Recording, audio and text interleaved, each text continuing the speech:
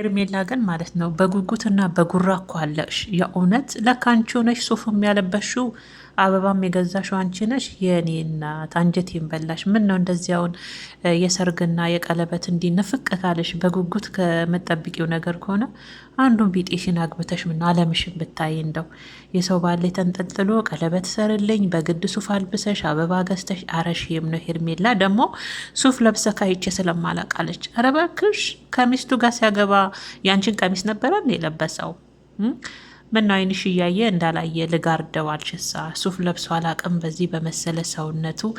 ዛሬ አብርሽን ሱፍ አልብሼ ይሄን ነገር ላደርግ ነው። ድንገት ሀሳቡ መጣልኝ። ሀሳብ ሳይሆን ምኞት ነው። በነገራችን ያው ትመኘዋለሽ። ከአብርሽ ጋር መሞሸር ትፈልጊያለሽ፣ ቀለበት እንዲያደርግልሽ ትፈልጊያለሽ። ግን ተሳክቶልሽ አያውቅም። የሚያሳዝነው እሱን የኔ ቆንጆ ተሳክቶልሽ አያውቅም። ጌታን ሄርሜላ በጉራና እንደው በእንትን አለቅሽ እኮ በምኞት አለቅሽ እናቴ።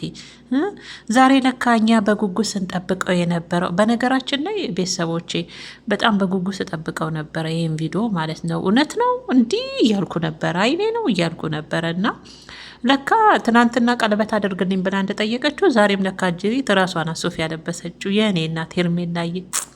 ሴት አንቺን የመሰለሽ ቆንጆ ሴት አሁን እንደዚህ አብርሽን በልመናና በጉጉት ሳይሽ የእውነት ታሳፍሪኛለሽ፣ ታሳዝኝኛለሽ አለንም። በጣም ነው የምታሳፍሪ። ምክንያቱም እንዴት አንቺን የመሰለች ሴት አንድ ባለትዳር ወንድን ገና ቀለበት አድርግልኝ እያለች የምትለምን ሰርጋ ማረኝ በምኞትና በጉራ የምታርቅ ሴት መሆንሽን ሳይ በጣም ነው የምታሳፍሪኝ። እንደዚህ ራስሽን አርክሰሽ ውስጥሽ እኮ ይፈልጋል አብርሽ ቤሎ ቢያደርግልሽ ቀለበት አድርጎ ቢያገባሽ ቤሎ ቢያደርግልሽ ልክ እንደ ሩታ መሆን ትፈልጊያለሽ፣ እንደ ሩታ እንዲያደርግሽ ትፈልጊያለሽ። ግን ፍላጎት የለም። እሱ ለሚታየው ያ ነው። ሄርሜላ የአብርሽ እኮ ጊዜ ማሳለፊያ ነው እንጂ የሚያደረገሽ እግዚአብሔርን ከልቡ ራሱን የሚፈልግሽ ራሱ አይመስለኝም። ይቅርታ ለማንኛውም እኔም ሴት ልጅ ነኝ። ግን እውነት የሚፈልግሽ ቢሆንማ እስካሁኑኑ ወዲያውኑ ቀለበቱን ያደርግልሻል። በምኞትና በጉራ የምታልቂውን ነገር ሁሉ ያሳካልሽ ነበረ። ግን የእውነት አይደለም። እሱ እንዱ ጊዜው ማሳለፊያ እንዱ የሆነ ድብርቱን ምናምን እንድታስረሹ ምናምን አይነት ነገር አንቺም እየዋህ ነው ብለሽ ስለቀረብሽው ያ ነገር ይመስለኛል። እና የዛሬው እንግዲህ ቤተሰቦች ሁላችሁም በጉጉትና እንደው የአብርሽን ጉድ ባየን። ደግሞ እኮ የተመልካችን ልብ ወይም የተመልካችን እንቴሽን ነው የሆነ ለመሳብ ሲፈልጉ ቀለበት አድርገው ቤሎ ለብሰው ምናምን ደግሞ ሱፉንም እኮ ራሷ ናት ይዛለት የመጣችው።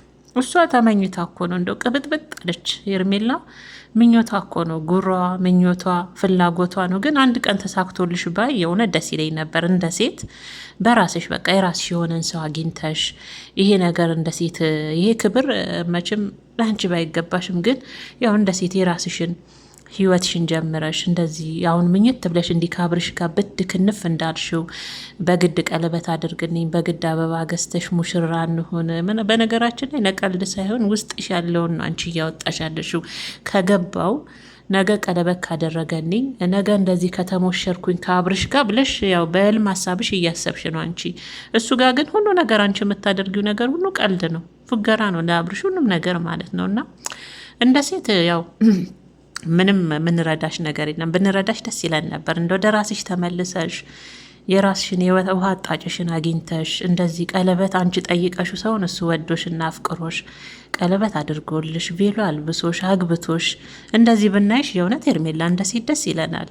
ግን ደግሞ ምኞትና ጉራሽን ሀሳብሽን ምኞትሽን ሁሉ ከአብርሽ ጋር አድርገሽው እንደው ህልም ብቻ አደረግሽ የራስሽ ህይወት ላይ። በነገራችን ላይ ሄርሜላ በራሷ ህይወት ላይ እየተጫወተች ነው። እውነቴን ነው የምላችሁ። ቅድማውን ሩታ ስትናገር እንደሰማዋት ከሩታ ጋር ነገም ተመልሼ ከልጄ እናት ጋር ልገናኝ እችላለሁ፣ የእሷን ስም በክፉ አታንሱብኝ ሲል አብርሽ የሰማው ሰው እየነገረኝ ነው። እኔ ግን አልፈልገውም ስትል ነበር ሩታ ቅድም ለአቤል ማለት ነው። አያችሁ አብርሽ ሩታን አሁንም ድጋሜ እንደማይወዳትና አሁንም ድጋሜ ልንገናኝ እንችላለን፣ ስለ ሩታ ክፉ አታንሱብኝ እያለ እንደሚያወራ ለእሷ እየመጡ እንደሚነግሯት ነው ቅድም ሩታ ስታወራ የነበረችው። አየሽ ልጁ አሁንም ልቡ ወደ ድሮ ሚስቱ ጋር ነው። መስሎሽ ነው ከአንቺ ጋር ሲያሳልፍ ጊዜ ማሳለፊያ ሲያረግሽ አንቺ እንደዚህ ስትሆኝ የእውነት እንዳይመስልሽ። የወንድ ልጅ ልብ አታቂም ሄርሜላ።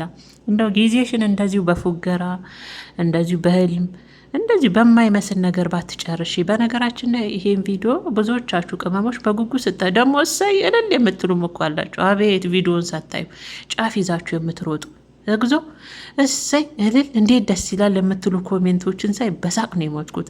እነሱ ድራማቸውን እንደቀጠሉ፣ የህፃን ልጅ ጨዋታቸውን እቃቃቸውን እንደቀጠሉ ነው። የተመልካችንም እንትን ለመሳብ ነው ፖስት አድርገው ውስጥ ሲገባ ሌላ ቀን የፖስተቱት ሌላ። ቬሎ የረበሰችው ራሷ፣ አበባ የገዛችው ራሷ፣ ለወንዱ እንትን ሱፍ የገዛችው እሷ፣ ያለበሰችው እሷ። አስባችሁታል? ታዲያ ከዚህ የበለጠ ድራማ ህይወታቸው በሙሉ እኮ የህፃን ልጅ ጨዋታ ነው። የአብርሽና የሄርሜላ ጨዋታ ሁሉ ነገራቸው የህፃን ልጅ ጨዋታ፣ ህይወታቸው በሙሉ በድራማ የተሞላ እኮ ነው። የአብርሽና የሄርሜላ የሆነ በጉራ በማስመሰል በዛ የተሞላ ነው። ሩታ የኔ ቀበጥ፣ የኔ ቅብጥብጥ፣ የኔ ቆንጆ ማለት ነው። የኔ ውድ ቅድም አቤን ለምን የአብርሽ ፕሮግራም ላይ ሩታን ያናደደ መስሎት አትገኝም? አንተም ለብቻ ሸቅ ዩቱብን በአብርሽና በሩታ እያስታከካችሁ ማለት ነው።